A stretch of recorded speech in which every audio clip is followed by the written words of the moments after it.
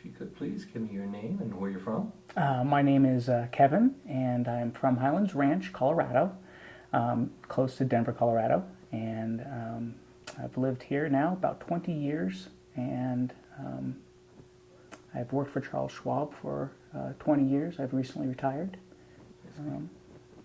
Okay. Well, could you tell me a little about your illness? I was moving a couch and fell and hurt my back. At the time, it was simply considered a normal acute back injury. It was the pain levels of that injury were way more than any other back injury I've ever had in my life. But we treated it, with standard. It didn't go away. The pain didn't go away months afterwards. And I learned later that the type of pain that was not going away was called nerve pain, radiculopathic pain, deferred pain, I've heard it called. But primarily it is the fact that in my fall I did injure discs at the L2, L3 level, which created the injury, which gave the pain that came down and terminated actually in my groin area. Sciatica is a very similar thing that people with back issues get, common with disc degeneration, but it goes all the way down their leg. My nerve termination, because it was higher up on the spine, terminated at my groin. It was quite excruciating in the pain. The pain levels were high enough that I could become nauseous. Any male who's been hit there during any sporting event or said knows exactly what I'm talking about. I was taking high doses of opiates to try to counteract that. Unfortunately, and many other types of medications, SSRIs, Zoloft, I think was a name, Lexapro is a name. Nothing works for that type of pain. General muscle pain, sure, opiates might work. Muscle relaxers might work. But for nerve pain, nothing touches this. So when I tried cannabis, my primary care physician, she's excellent. She's open-minded. She knew of my interest, and I was very scared to ask her, and I was willing to sever our relationship if that was the state of medical advice here in Colorado. In order to go with cannabis? In order to go with cannabis. I mean, I had made a decision that I could not remain on these dosages of opiates, which for me was oxycodone. I did not take OxyContin time release. Well, tell me, what kind of problems were you having on the pharmaceuticals? Okay, pharmaceuticals. Number one, your memory is shot.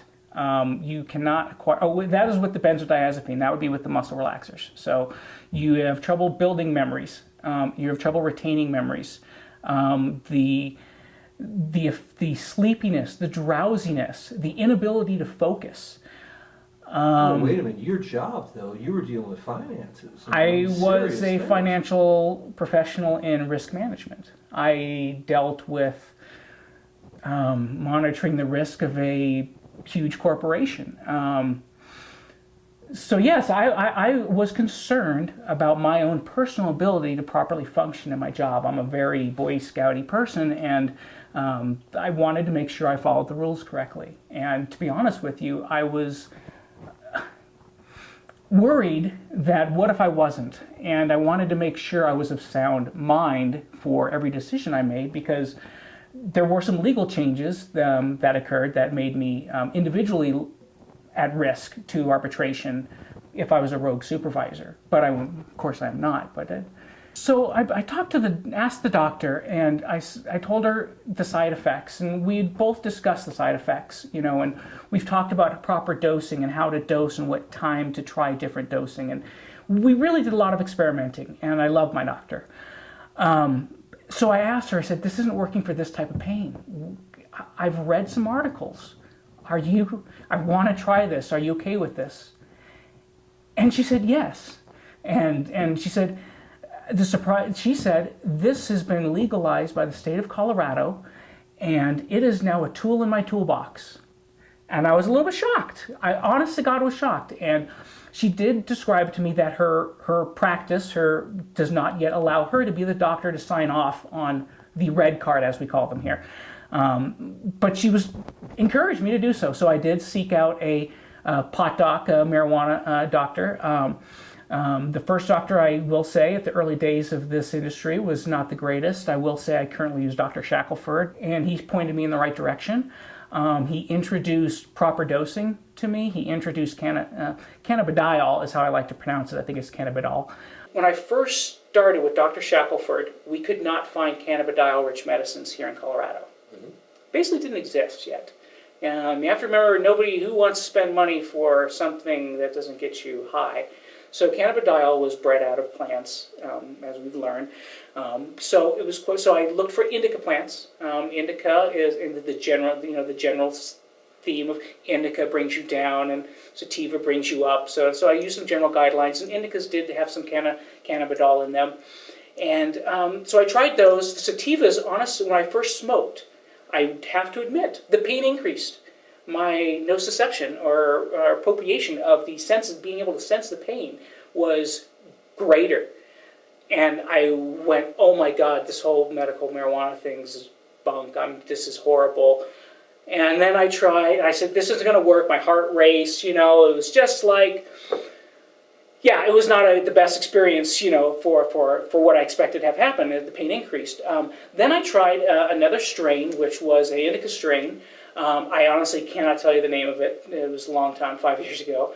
But it was an indica strain, and surprisingly, after a few puffs, I thought I couldn't feel the pain as much. The nerve pain is something that's really hard for me to describe to people. I stuck with that dispensary for a while. The next year later, I moved dispensaries, going with the more scientific approach. They had more strains available, more indica-type strains for me to try, and including hybrids. The bud tenders told me to try hybrids too, because they told me, don't believe the stereotype that cannabidiol and CBD is only in indicas. It's also dominant in actually one of their sativa strains they had developed at the time. Phenom Kush, I believe, or Phenom Fem was the name of that strain. Now that one actually had a lot of cannabidiol, and that one was the magic. That was a magic medicine that worked smoking. Then I was introduced to edibles by them. They said, you really should try edibles. We're finding that... Now, this is at a local dispensary? This is a local dispensary. At the time, it was a Patient's Choice, if I'm allowed to say a name. Patient's Choice was the dispensary time. Great group of guys there. So they had recommended, and at the time, one of the owners there had developed some capsules, which they stopped making, unfortunately. But the capsules were a mix of measured, dosed cannabidiol, CBD, and THC, and he provided them in various ratios.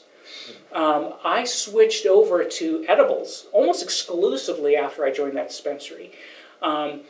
Smoking might have helped for at night, and maybe it helped sleep and unwind and some things like that, but it was truly the edibles, and it was truly the CBD strains that were giving me that effect. Right now, I think it's a 1-to-1 ratio. I'm still in experimenting with oils and some other edible forms right now. I'm investigating this, but I know it works, and I know there's an exact right strain that's going to work every time. But tell me though, is it effective? Is it helping you? Is it effective? Yes. I mean, that's the thing. I mean, is it effective? I couldn't lie. I mean, that's what turned my passion into this is because I come from a family that wouldn't even take an aspirin, okay, for pain. So the fact, and pharmaceuticals were a lie to me. They failed me. And then when this happened, and you're like, holy, this works. This isn't supposed to work. The government tells me this isn't supposed to work. Oh, but you have a patent on it. Again, I will get off my soapbox. But, yeah, but it absolutely works for neuropathic pain and nerve pain. And I know this from the disc. I hope it can help people with other types of nerve pain because a lot of people have this, and they don't know how to treat it. Sciatica is the number one.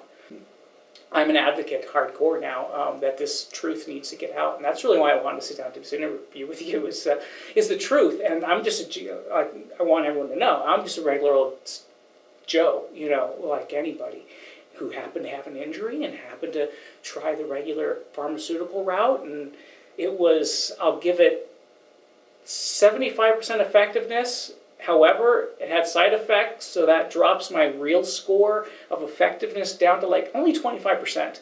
And since it absolutely didn't even treat one component of my pain, the nerve pain, I have to say it was a failure. So finding cannabis-based medicine was like a godsend to me. Sounds great. I think that's a great interview. I hope Thank we you, got some Kevin. good stuff there. I hope you Good edited job, it to man. get something good out of that. That's good. You know, Just let that play you out. can tell my passion. So, and again, it's just because it's true.